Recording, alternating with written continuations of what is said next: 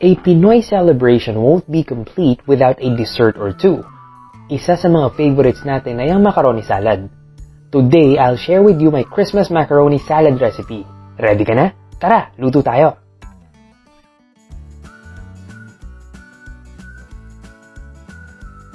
And before anything else, please do subscribe and hit the notification bell para updated ka sa mga future recipes na isi-share ko. Alright, so shout out muna tayo. Thank you for those comments and keep on supporting K-Max Kitchen. Macaroni salad is a type of pasta salad. It is made of elbow macaroni mixed with cream or mayonnaise dressing. Maraming versions nito all around the world. This can be a side dish in some countries gaya ng US, which contains some savory ingredients tulad ng ham and chicken, and aromatics gaya ng onion and celery. Pero dito sa atin, macaroni salad is a dessert which contains preserved fruits and jellies. For sure palagi kang makakakain nito kahit sa ang Pinoy handaan. Ang galing, di ba? Ano bang kailangan natin? We need 500 grams of elbow macaroni, 330 grams of mayonnaise, 1 small can condensed milk, 1 pouch all-purpose cream, 1 can fruit cocktail, pineapple tidbits, cheese, raisins, carrot, and salt. Alright, so prep muna natin yung carrot. We just need to mince our carrot. Isang tip para mas madaling balatan yung carrot is to use the edge of your knife kagaya nito. Mas madaling tanggalin yung balat and hindi masyadong nasasama yung laman. Start tayo sa julienne cut, then mince. Make sure na maliit yung cut dahil hindi natin lulutuin yung carrot and mas madali siyang kainin. Once done, we can set it aside.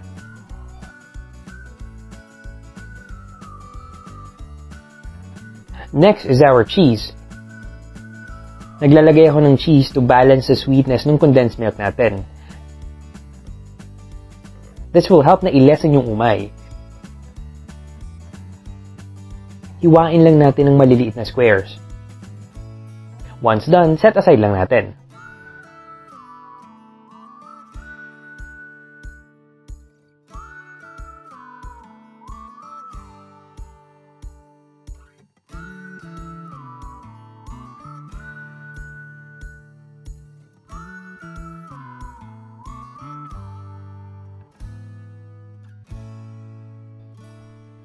Okay, let's cook our pasta. In a pot of boiling water, maglagay lang tayo ng asin.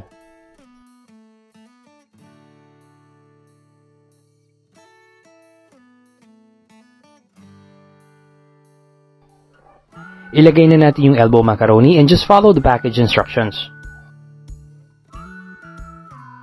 My tip for this recipe is to cook the pasta less than a minute from the instruction. So kung 10 minutes yung nakalagay sa packaging, make it 9 minutes. This is to ensure na hindi magiging mushy yung salad natin and may bite pa rin yung pasta.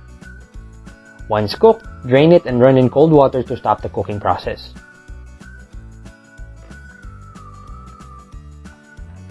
Alright, so ready na tayo to make our salad.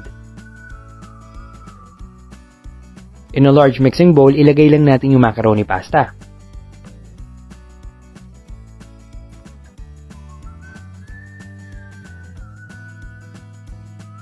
Then our mayonnaise.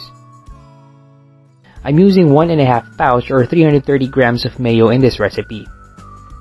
Then our cream, about 250 ml.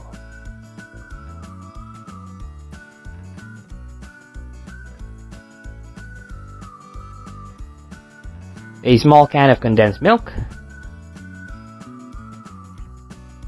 Super simple lang nito, need lang natin paghalu-haluin lahat ng ingredients.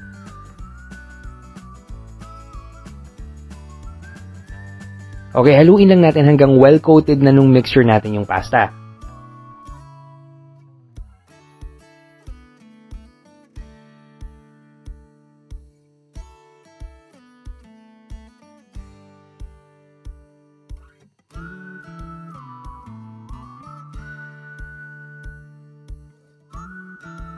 At this point, pwede na nating ihalo yung ibang ingredients. Let's start with our pineapple tidbits.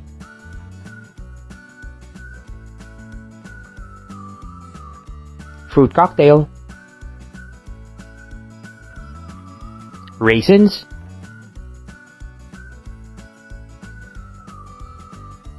and cheese. You can use any type of cheese that you prefer. I'm using just the regular processed cheese. Then our carrot. You can also use a food processor para mas pino pa yung hiwa ng carrot. We just have to mix everything together hanggang well combined na lahat ng ingredients.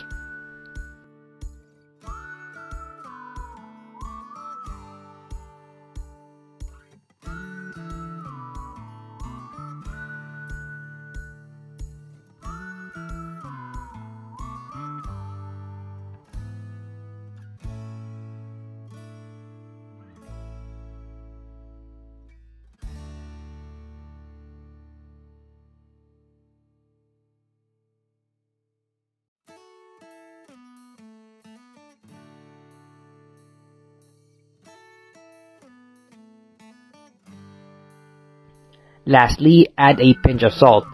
This helps balance out the taste and sweetness of the salad para iwas umay.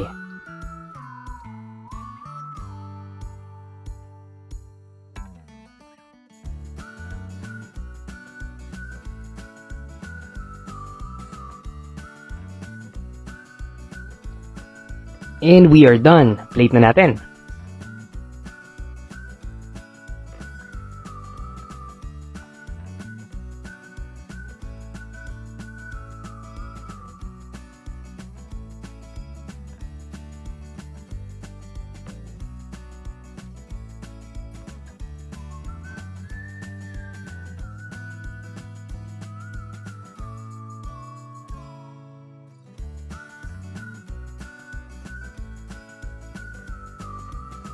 Top it with more cheese para mas masarap.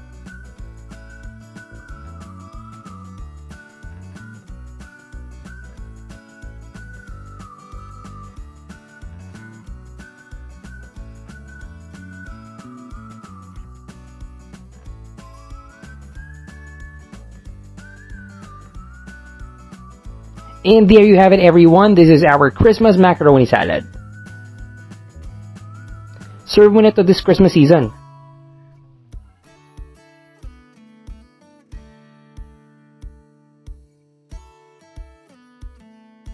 Thanks for watching, everyone, and if you like this video, please don't forget to give it a thumbs up. Subscribe ka na rin and hit the notification bell para updated ka sa mga future recipes na i-share ko.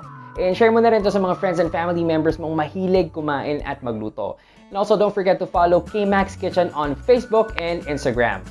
And if you have any questions or any suggested dish na gusto nyo lutuin ko, please comment down below. Malay mo, next episode natin yun na yung lutuin ko. Again, this is Kirby of K-Max Kitchen. Tara, kain tayo!